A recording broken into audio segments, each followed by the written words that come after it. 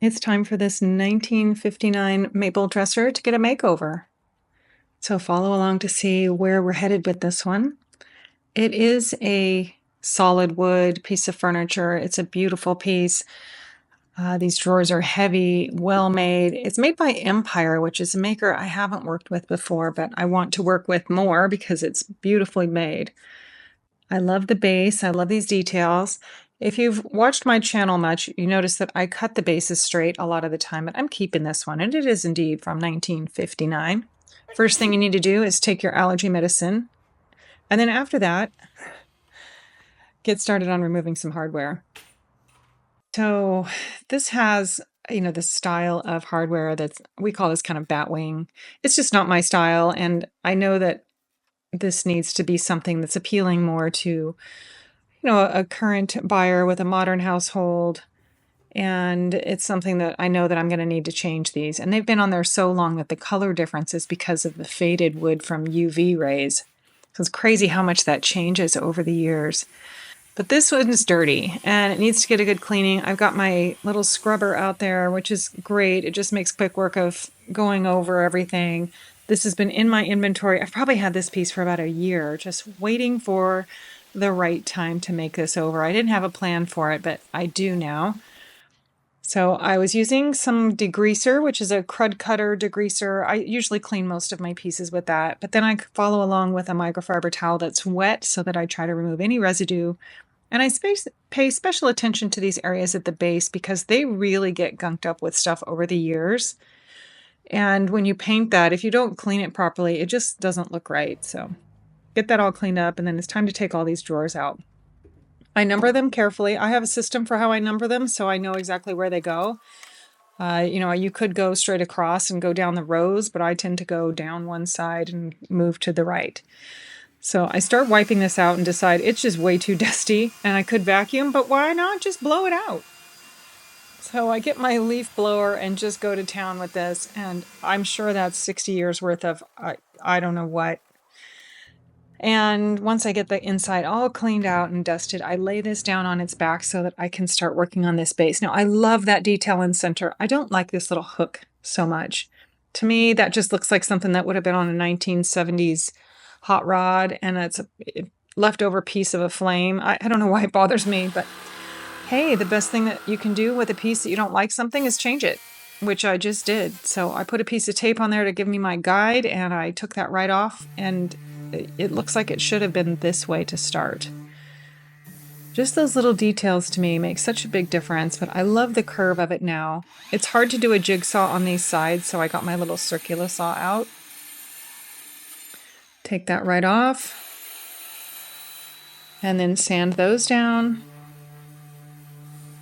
Just want to make everything nice and smooth so it looks like it was intended to be that way. And while I have it laying on its back, this is a much easier position to sand the top of that. I changed my interface pad on my surf prep so I could do these rounded areas of the base. And I'm just scuff sanding everything. So far, I haven't really run into many areas that are damaged or have lots of dents and dings in them, so it's a lot of just scuff sanding and getting this prepped. So time to stand it back up and get it up on the dollies again because I like everything to roll around in my workspace. And now I'm going to start scuff sanding the rest of it. And I'm still working with the pad to get this rounded area on the front. And as I start getting into this, now that I've switched to traditional sandpaper, this is 120 grit, you can see how it kind of comes up with that speckled look.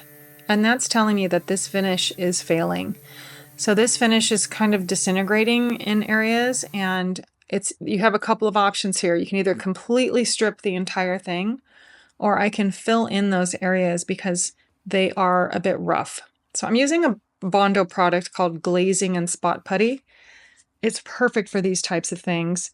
And I'm just using a scraper, and I'm going to kind of float it across the top there, and it's going to just fill this in so that when it's painted, it doesn't look like wood grain. And there I divulged a secret. I'm painting this piece. I do have a client that's looking for something specific, and this dresser is being created for that.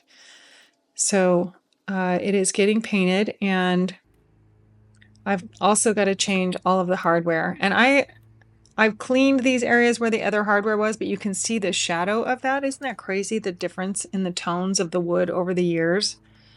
So I got out my little Bondo kit, and I'm going to get a big dollop of Bondo out, and then I'm going to add the hardener. This is the cream hardener, and this starts the chemical process of making this harden. There's no real measurement for it. It just said add a little bit to it, and then I push it down into the holes. I build it up a little bit on top. That way when I sand it down smooth, I'm working with a little bit extra on the top. Give me something to sand there.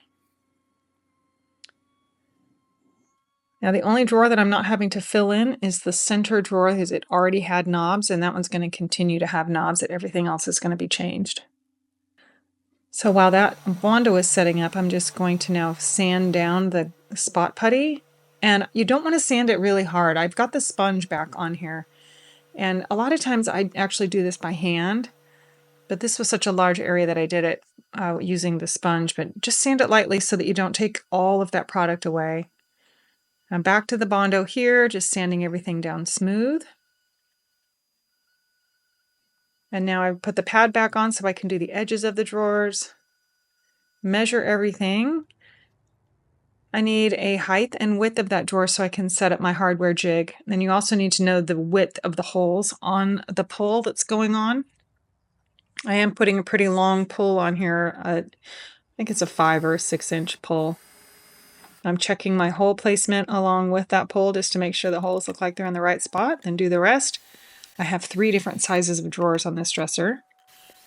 So it's just a quick adjustment on my jig just to figure out placement. Off we go. All the holes are in.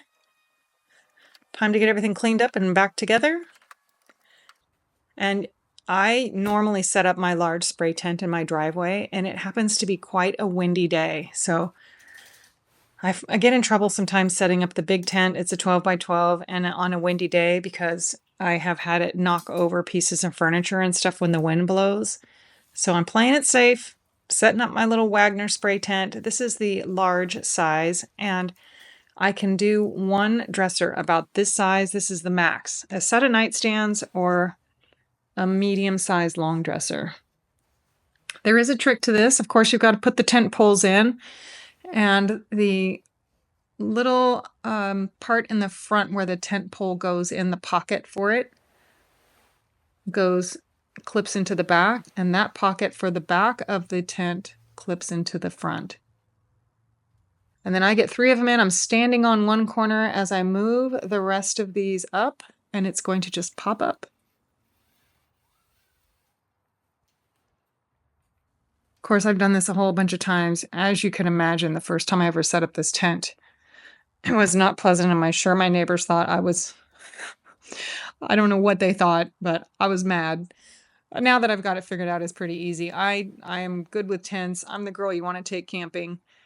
I do like to set up and, make camp. I'm comfortable with it. But now we've got that all set up. Time to put my piece of furniture inside. Just roll that on in.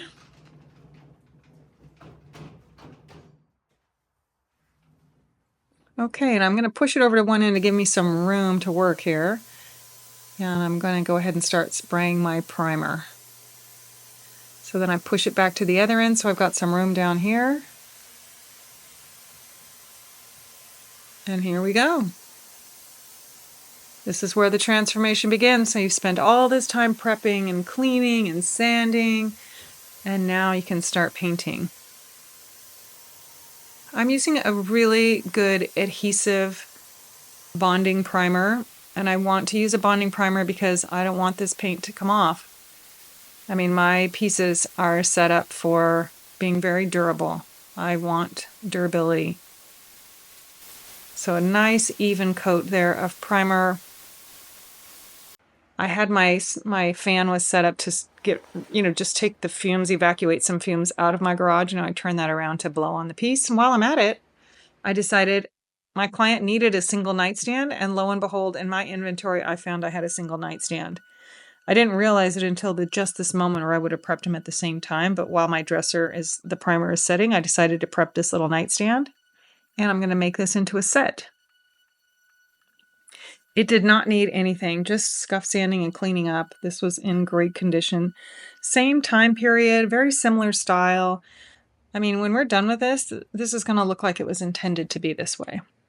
So this is going to get a knob that will coordinate with the knob in the dresser. I'm just marking that out, one single knob, getting everything cleaned up.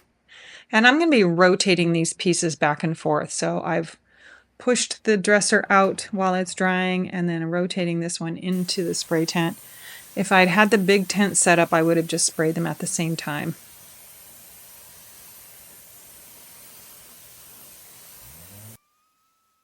All right, time to just get primer on everything. And after the primer sets up, I give it a good sanding just to get everything nice and smooth and get ready for my paint. I'm using organic white. This is Evolution by Farmhouse, one of my favorite paints. I had already diluted the paint that was in my can, so you could see I poured it. It looked thin because it was diluted already for my sprayer. So I got that ready to go. Here's the first layer of paint going on. It's going over gray primer, so it's going to take a couple of coats, but here's the sponge that I use. I get lots of questions about what in the world am I sanding with, and there it is. That sponge was a 220 to start, and I have been using it for probably 3 years. It's probably 400 or 500, 600 grit by now because it's very smooth, but it's just enough to knock down anything that I have on there and make it nice and smooth. So now I'm painting in real time. Now there is a wide path coming out of my sprayer, but I am overlapping these layers quite a bit. I want some nice even coverage. This is a beautiful paint and it does have great coverage. It is going over my gray primer.